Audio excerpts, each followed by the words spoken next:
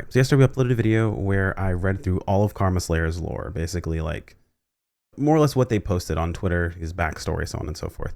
And there were some issues with the volume, not only my intro, but apparently the video itself was kind of quiet, which usually isn't an issue. I'm not sure what happened with the recording, but it just seemed to be a problem. So this is the re-upload of that after I've gone through, pulled the video down and edited it. Now, it doesn't mean you're not going to get your usual video of the day. It's just you're getting this on top of it as well, because honestly, it just wasn't super happy with the fact that that one's so scuffed. So enjoy.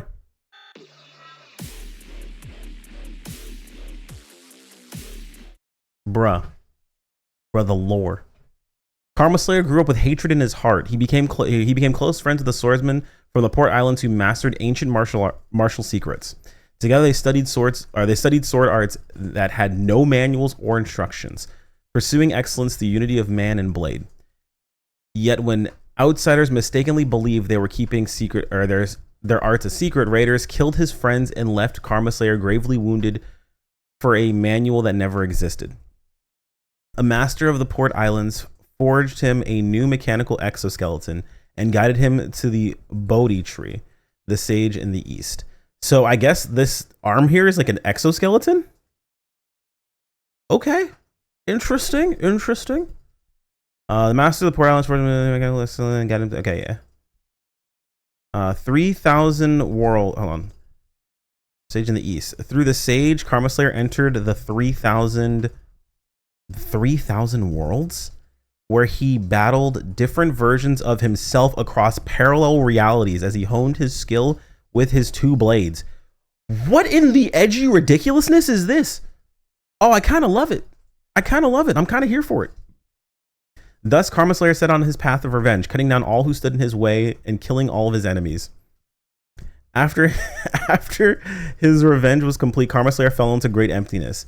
He became addicted to the feeling of killing. To him, nothing felt more powerful than deciding who lives and who dies.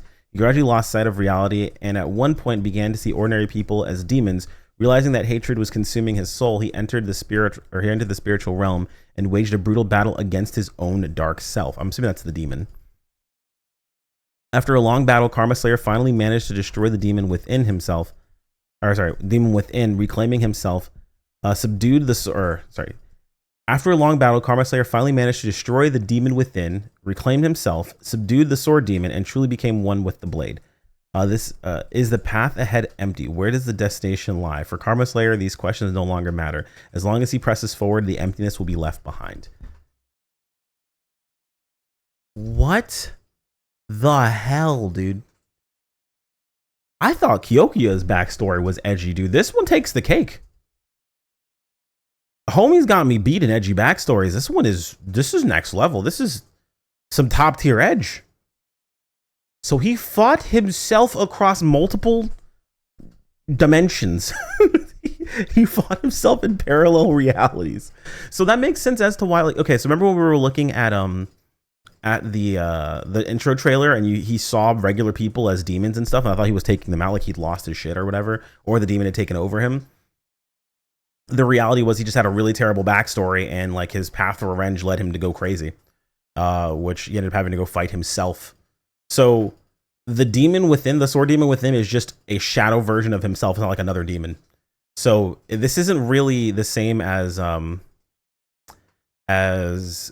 Kazan, because Kazan has been possessed by a different demon that he just kind of like, you know, I don't know if he subjugates, but he like chooses to work alongside, and that tries to take over his body. He says no, basically. Karma Slayer, the demon's literally himself. It's a dark version of him that he fights, which is really funny because if you guys remember when I went through all the different skills over on the public test server, on the creator test server, the description for Karma Slayer's awakening skill is that he fights the demon, and if you actually look at the animation for it, he's like the demon and him are fighting each other as they're slashing stuff. So like the moments where there's like clangs together, it's not him and the demon fighting simultaneously. It's him fighting the demon, and everyone is just getting slashed while they're in the way. Which again is the edgiest shit I've ever seen, dude. It's so funny. I actually really like it, dude. Karma Slayer is gonna be a lot of fun. I'm looking forward to playing this class. And yeah, this is probably the edgiest story in all of Crystal of Atlan. He's Jet Li from the movie 51. Oh, wait, hold on. Hang on, I don't remember that. Oh, wait. I remember a Jet Li movie where he fights like his dark self, right? Is it called 51?